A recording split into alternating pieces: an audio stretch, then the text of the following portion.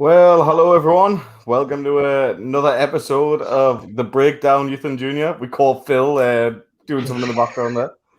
Mango. But it's me again. Everyone knows who I am. I'm sick of introducing myself. I'm on the show. I'm gonna have to do it again in about an hour's time when we go to the Breakdown Senior Football section. But it's all fun and games. But Henrique, welcome to the show. Yeah, it's good to be back again. Yeah, after your jollies in Portugal, mate. Yeah, thanks for joining me.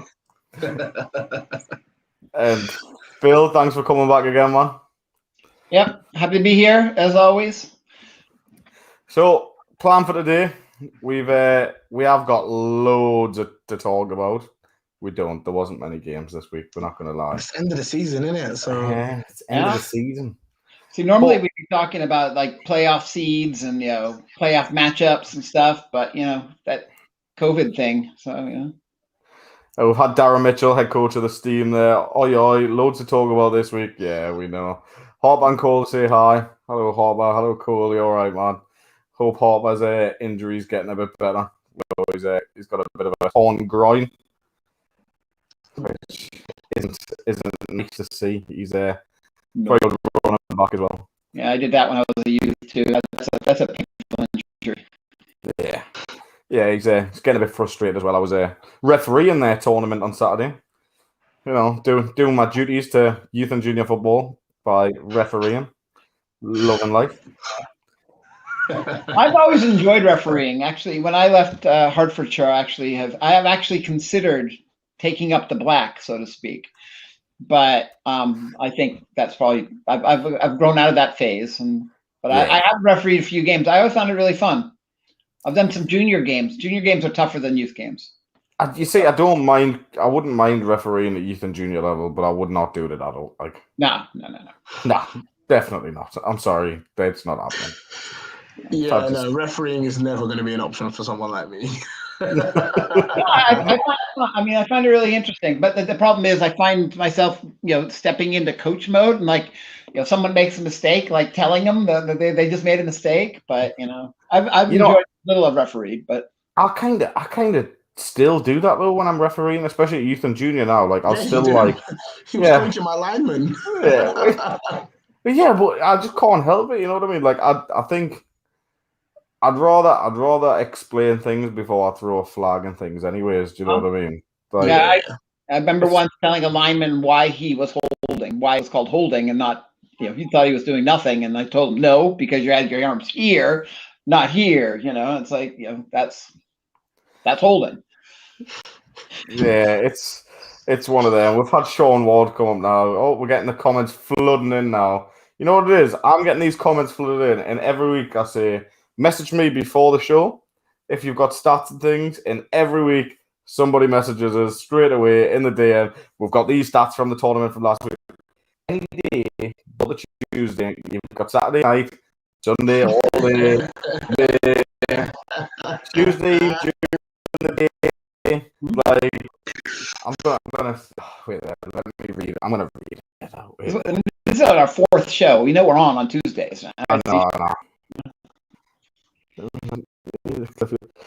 the U16 tournament was abandoned because the player suffered a serious injury. They cleared the field in the ambulance, which took 2+ hours. Couldn't fit the games in the window, unfortunately for us. Our last play was botched snap, which Black Horse recovered in our end zone to tie the game. After that play, the refs stopped the game. Yeah, we're going to come up to that tournament in a second. We're definitely coming up to that tournament. We'll talk about things from that game soon. But I want to go the first game we're going to talk about because the first tournament we're going to talk about. The first tournament. I don't want to speak about this just yet. But the first tournament I'll speak about is that Scottish one. You've been ramping. You've been saying it. Oh, you're like that old grandpa saying, "I've been telling you for years." I've been saying. Now, the aggregate score for that tournament was 210-8.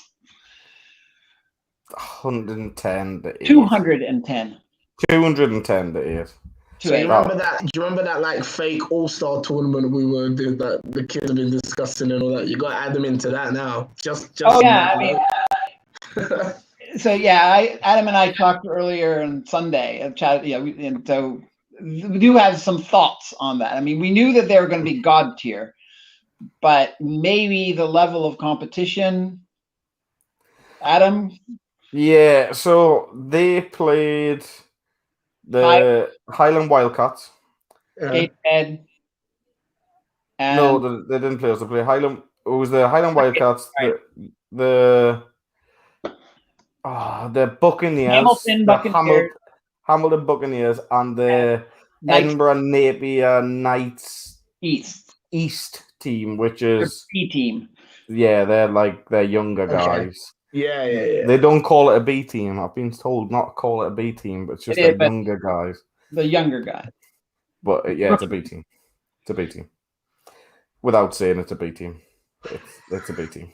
But they came out and they still put on big numbers. Mm. Yeah. As I said, 210 to 8. 70 points a game, which is really tough in under 16s. You know? It is.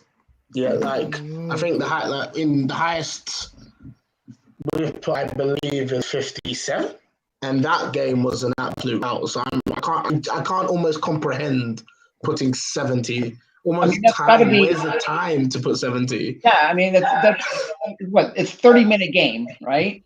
Yeah, and so that's what 2 points a minute, 2.5 points a minute. Yeah, I mean, we got 72 against Northeast Academy, and we know that the games were shortened because of lightning or something, but it was basically we weren't really scoring. And then you get mercy clock as well, though, don't you? After like a certain amount. No, there's no mercy clock. No, there's no mercy clock. It's a running clock anyways, isn't it? So it's only the last 2 minutes anyway. So yeah, but it was basically like it come to the point when we done it that it was basically their offense were giving us points. Yeah, and that's like we were scoring on defense. Yeah. It's got to be lots of pick sixes, fumbles in the end zone. Not just that, it's like safeties as well, and then we get the ball obviously afterwards. Yeah, of course, innit? Yeah. And it was a lot of things like that is obviously going to help, but still a hell of a lot of points. It is a hell of a lot of points. You know, when for Hearts, I was the offensive coordinator, and I designed a playbook. And my playbook was not designed for 45-yard touchdowns. It was designed for 10-yard gains. You know, and so it's all that playbook is never going to put up the 50, 60, 70 points unless you play a team that's not defending, basically. Yeah. Because and so that's why Hearts, I think they score a lot of 40s more than anything else than the 70s. Because it's the play design and it's just not built to do that. We don't, and so you just have to be, scoring defensive touchdowns, like you said, and then you get the ball and 1 or 2 plays you're in the end zone. It's got to be more or less that. Yeah. Because that's not the time. Nah, I mean, they've got to be executing all of the blocks and there's got to be a missed tackle in there every time for it to be a one attempt score every time. Do you know what I mean? It's one of them. I mean, scoring touchdowns in under 16 football is not the incredible hard thing to do. It's actually, I think, is throwing the zeros up that's the tougher thing, because that shows either one of 2 things. It shows either the inept offense, or maybe not inept, but the less experienced offense, along with a shutdown defense, and so. That's why I have always respected the teams like the Exiles and stuff, where they are been doing a lot of good stuff with defense more than it is big offense. Yeah, I mean, we've just had this one coming from Spoonie here. EEP Youth have been solid for years, thanks to Jim Dorman, head coach. He finally got some credit when he was voted BAFTA Youth Coach of the Year a couple of years back. He's been in the game since the 80s, played for the Glasgow Lions, Diamonds, we are the Diamonds.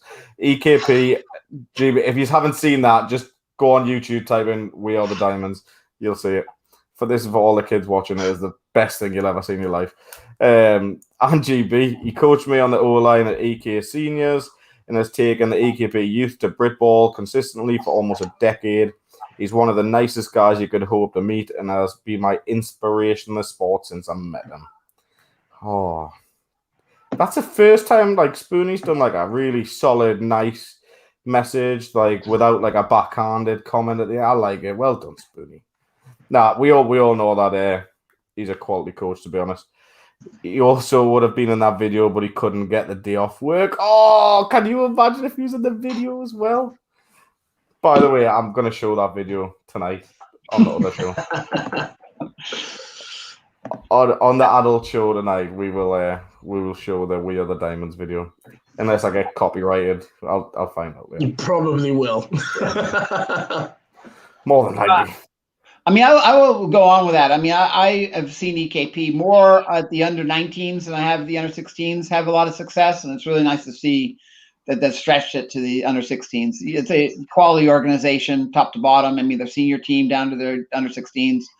It's really, I think it's testament to what we're seeing in Britball is the teams that are having success are the teams that are top to bottom. You know what I'm saying? They've got the senior leadership, they've got the under-16s, they've got the under-19s, they're building the flag. That's why we're seeing the success of, Hearts, Kent, EKP, Manchester, all of those teams have got it all going on. It's the club success, and that carries on to the individual team success. Yeah, I mean, EKP do everything. Do you know what I mean? Like, absolutely everything. And you just see guys filtering in left, right, and centre. You see a lot of their senior team now or ex-youth and junior players from years gone by, and it's just it shows the direction that they're moving. And I mean, EKP have always been a solid team as long as I can remember. I remember my first ever game at adult level was against EKP, and I got my backside kicked all day. But it was one of them where I said this weeks ago about EKP youth team. Yeah, you did. When we get to the rankings, that's going to, I think we have to shuffle the rankings a bit. But the thing is, we have to say, like you said, it was only one tournament, and it is the bottom three teams in that division. So it's when they play the Napier Knights West. That's going to be see what happens there, because both those teams are 3-0, and both those teams dominated, and so. Yeah, I'm looking forward to seeing that. If I'm honest, I am really looking forward to seeing that. And the other tournament, the results in the rugby tournament, have you got those? There were two tournaments. I mean, there was your Midland B tournament as well. So we had two other tournaments. So in rugby, hope they got the lad from Leicester heals up quick. I heard that was pretty bad. So hopefully it's going to be good. But he coming back soon. And then, so it was not a high-scoring game, games overall. I heard some of the games were cut short, like the Northants-Bedford game. So that ended up in an 18-18 tie. And so I was considering, well, is Northants, where do we rank Northants? Because that is a loss and a tie, and Bedford's looking pretty good too. So they're both pretty quality, but I don't think it's enough to shake up the rankings. No, I don't think it is. I mean, we'll pull up the rankings later on after we've talked about the tournaments and things, but I don't think it's much to change, if I'm completely honest, at the minute. No. From that division, anyways. Because I mean, Northants Leicester game, that I assume that one actually did complete, because you said the game was called when Bedford and Northants were playing each other. I know that is the case. I mean, whoever's messaging you can chime in to find out exactly which game was going on when. But Northants, only went up 6-0, and so I'm not sure exactly what the story was there. Northants was a win and a tie, so they've had a win in a game and then the tie. Yeah, but the win was a 6-0 win, and as we talked about it, touchdowns aren't really difficult in under 16. No, they're not. They're really not. I mean, I run triple reverses and things like they're not hard. Triple reverse. You have a double reverse, halfback option kind of thing. Yeah. Oh, honestly, we just offense, man. You guys are so overkill sometimes. Yeah. Defense, we get the bad rep, and I don't understand why. But offense are such overkill. We did go 2 tournaments without conceding a first down as well, though. So you've got to give it that as well. You know what I mean? Well, I mean, as we're saying, first downs really shouldn't be that hard to do, but that's why defenses that do shut them down, that's pretty good defense. So, but I say either one of two things: either inept offense or a good defense. And yeah, I think you had a mix of both. Yeah, I'll go with that. Sort of. EQB set reminds me of them. Yeah, I was talking about Hamilton. So yeah. So if you go to what Matt Davies said about Hamilton, there. Yeah. The Hamilton Buccaneers are part of the Pirates family too, and have recently had a head coaching change from Tom McKendrick. Was one of my O-line. Was when I was a coach. When I was the coach, and I spent several years working at EEP Youth with Jimmy D. So give him a year or so, and they'll be a different outfit of what we've seen these past years. Like we all know that's going to be the case. Like, and by the way, I do want to say congratulations to the Hamilton Buccaneers for competing at flag football as well. Nice. They had their first, I think it was U14's flag, if I get that right. That's off the top of my head. But I've seen their pictures and stuff, and they look pretty tidy. It's good to see. I like seeing the different levels, the youth at different level, 11s, 14, 16, 19. So it's good. I like that. Yeah, but you got to be careful though. Is the teams that have the flags that basically it's not their under 16 contact team, basically all just playing flag. I'm a little nervous about that cross contamination a bit, and so. Yeah, I think the user is like a stepping stone to contact, if you know what I mean. I think that's what we do. Anyway. Yeah. Yeah, we teach the wide receivers and things, the routes and everything like that. Flag, it's easier. Things like that. Yep. Yeah, under 16 is it's like their first time of having to hit, another thing, because the Giants is the same. The under 11s and under 14s are all flag, and then the under 16s is when they can then progress to contact. So 90% of like the start of the season, especially for defense anyway, 90% of the season is just learning how to tackle, how to initiate contact. Like I mean, obviously they've got to learn how to give a hit. They've got to learn how to take a hit. Like we've all seen big injuries that can occur, so it's on them. There's been many a times that we've got to a tournament, and there's been players there that coaches have said, well, we're not going to put them in against you guys because they're a bit worried about getting hit. And I'm like, well, they shouldn't be in at all. And realistically, go back, get them coached up, get them ready to come back, make sure they can learn how to take a hit, give a hit, they can block, they can tackle, and then when they're safe to be in against anyone, put them in. Yeah, absolutely. Yeah, I've done that. I held out. Well, the tournament never ended up happening because of the pandemic, but there was a couple players that I used to tell the head coach Harry, I was like, they're not ready to go in, especially as defense, because defense has to initiate the contact. So in my eyes, it's a little bit more dangerous because they're the ones starting it.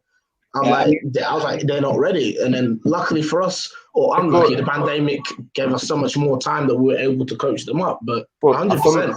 For me, every player still needs to learn how to block. Every player needs to learn how to tackle. Because if your quarterback throws an interception, then your wide receiver goes down and tries to tackle that guy and gets hurt. I'm sorry, that's on you as a coach. Like, you need to teach these guys how to tackle. I mean, this was we all like to win games, but safety is the most important thing. And that brings up one of my biggest fears going into the season was whether we would have enough time to teach the rookies how to tackle. Yeah. Because we started so late, basically. When we pick up football again, February or something like that. Yeah.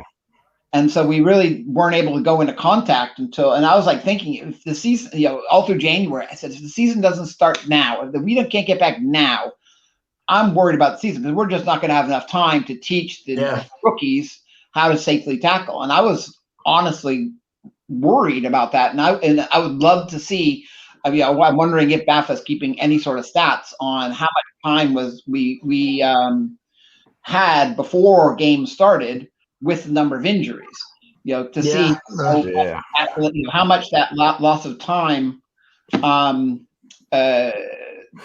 affected the tackling. I've just had this comment come in from Darren. Make sure they don't have pockets though. So they had what? Don't even. I've genuinely seen one of them run onto the field with a phone in his pocket. No, mate. Oh my God.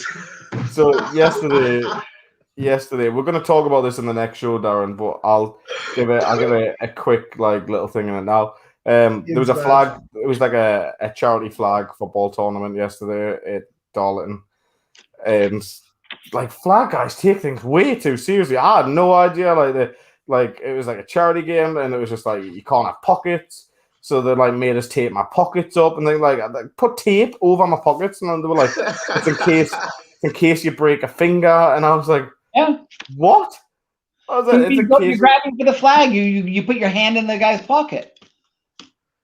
Mate, I was so what the hell is going on? Yeah. It's logical to me. I mean, I've had lads. I get it, but mate, I got my finger stuck in pads, man. Look at I don't you know what I mean? I'm trying to say I can handle pockets. You know what I mean?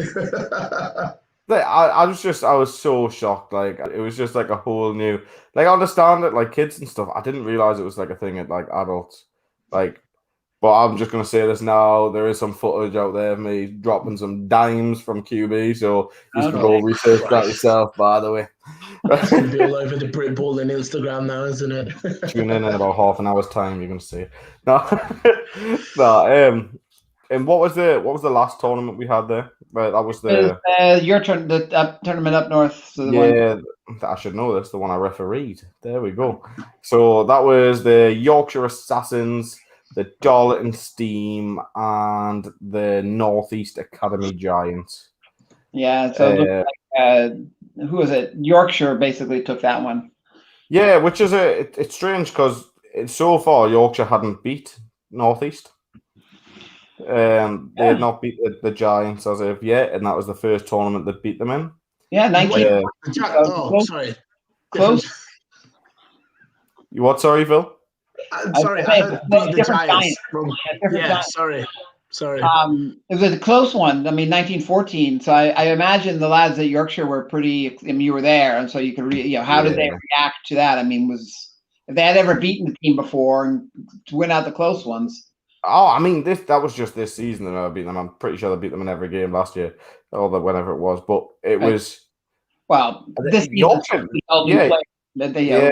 Yorkshire turned up with what looked like a full squad for them. They had players there that I hadn't seen before, that they hadn't played against us, and it was had a good line. They had a good O&D line playing for them, which I think they were missing in the first few tournaments. They were missing their sender or something. But this guy who came in, and he's good, man. He was a decent lineman. He was a big kid. He wasn't tall, but he was strong, and he seemed decent. I know he was young. They've got one of the best receivers that I've seen in a long time play for them as well. I don't know the guy's name. I'm just gonna give him a shout out. The Yorkshire Assassins, number 85, absolute baller. He catches everything. And they played really, really well, and they deserved the win. They really did. I mean, the Northeast Academy, they came, they balled out, they done everything right, and it was sort of a game of they just managed to get outscored at the end, and that was it. Northeast were driving down the field to win the game and couldn't do it, unfortunately. But it was close. It was a good game. That was the first game of the day there. Second game, you had Yorkshire versus Darlington, and Darlington. Sorry, carry on. What was the score? 24-0. So I'm just 24-0. That scoreline was a bit flattering, if I'm honest. I thought Darlington played very well in that game. They came out done really well. Was it 24-0? I'm sure Darlington scored in that game. I'm sure Darlington scored in that game. Well, that's whoever is reporting to League Republic needs to get in. Yeah, Darren, if you can remember the score there, give us a shout. I'm sure they scored in that game, but it was a close game anyways. It was Leeds ended up walking away quite comfortable in the Yorkshire. God, there's still Leeds in my eyes. Yorkshire ended up walking away quite comfortable. It used to be the Leeds Assassins, didn't it? Just Yorkshire Assassins now. Yeah. There you go. It's 24-12. Well, whoever reported the numbers to American football scene didn't report. Well, Assassin's Steam was 24-12. I'm talking Yeah. Viking. Sorry, it was Assassin. Yeah. I I'm was on looking the wrong one. Assassin's Creed, Assassin, yeah. it's 24-12. Right, we Yeah. got that one. Sorry. Yeah, it was 20. Vikings- Yeah, they were 12-10 up at the half. So Steam went into the half winning that game, and then Assassins came out and played really well the second half. Darlin had a few injuries. The guy I mentioned before, Harper, the running back for them, that's Darren's son. He's a hell of a runner, but he's carrying this injury that's it's plagued him the last few tournaments. He's getting a lot when he's got the ball. He's making things happen, but then he's just that injury's just plaguing him at the minute, and you can see that the guy's getting really stressed out with it. Yeah. At that age as well, it's rough, you know. Yeah. Henrique, I know that you've got to leave now, man. So I will say my landlord's gonna kick me out now. if you didn't know, he's getting evicted today. No, he's not, right? So Henrique, thanks for joining me anyways, mate, and we'll see you next week. Absolutely. I'll be earwigging on them rankings, so when I'm not around. You can keep an eye on. Phil Wilkin, it's a pleasure. I'll see you guys next week. Take care, man.